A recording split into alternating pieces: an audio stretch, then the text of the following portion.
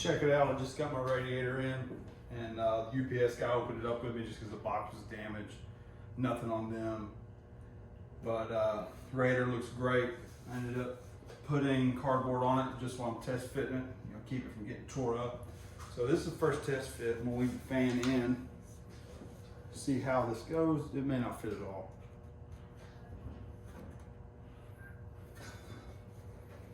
And that's why you have cardboard on.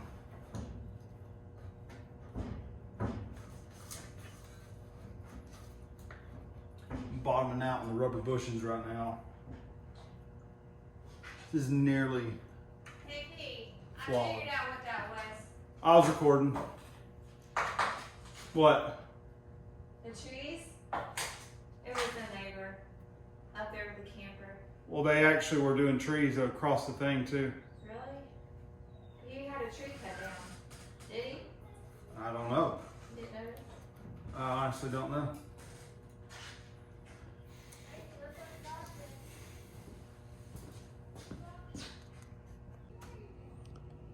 So this is the radiator in. It's nearly identical to the factory one. It might be 3/4 of an inch narrower. I'm gonna bring it down here and let you see it. Here's the rubber from the casing on the radiator support.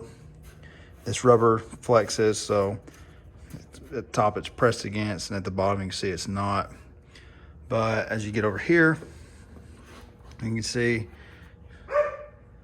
this is all the rubber again. This is nearly a perfect fit. It's my clearance. I've got the factory radiator cover holder, and you can tell it does not fit at all.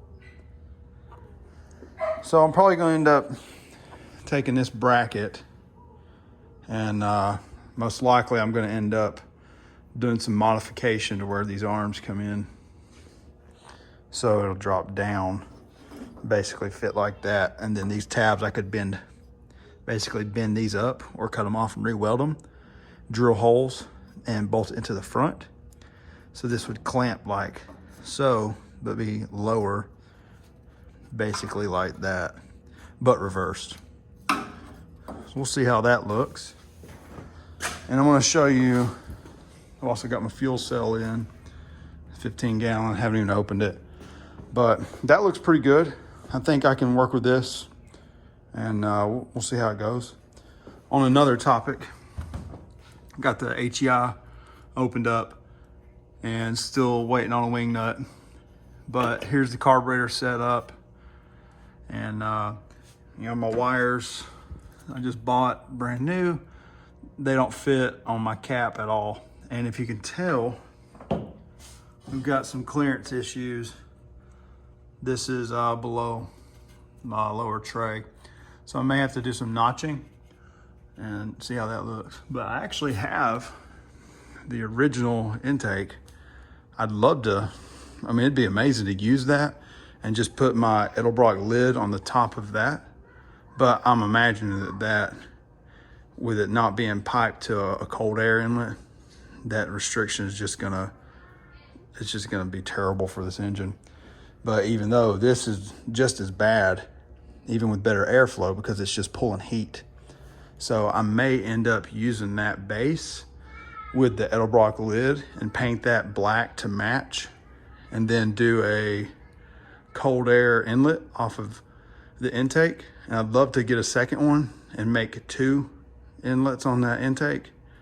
And you can tell right here, there's a little dent. That's designed for the distributor. So let's see if that'll fit at all. Well, I'm 6'5" and I can't reach that. So you can see what I'm talking about right there. So we'll see how that works. Show you one last time. 20-pound distributor cap. She don't fit. I'll just leave that on there for the time being. Well, I'm pretty pleased with the radiator, I have to say that. So, show you real quick the gas tank.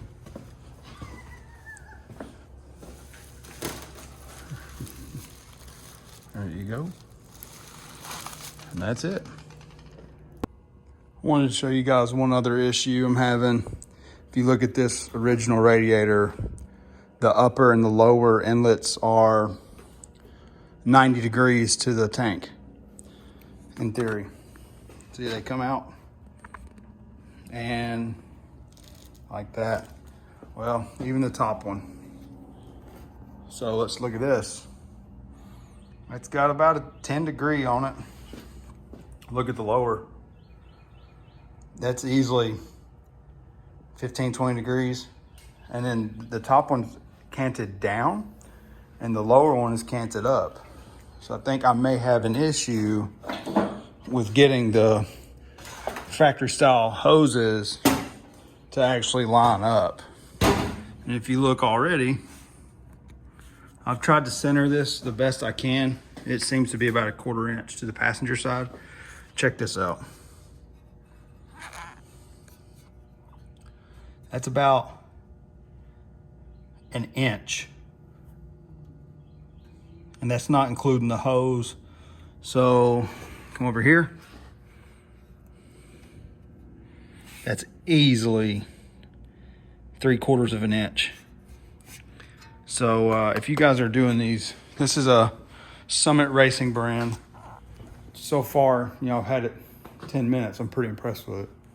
But I think this could be an issue on this 4038 stock number radiator, because if I wanted to do the nice clamp on the radiator hoses, you know, the stainless cover, that's automatically not going to work right there.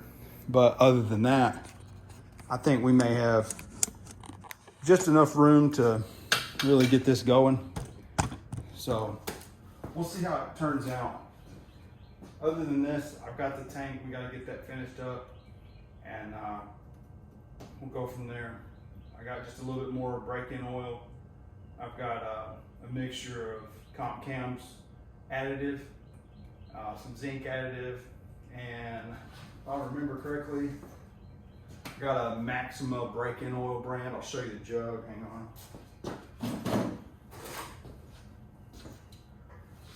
Claims it has twice the zinc. It's a 1550 weight break-in oil.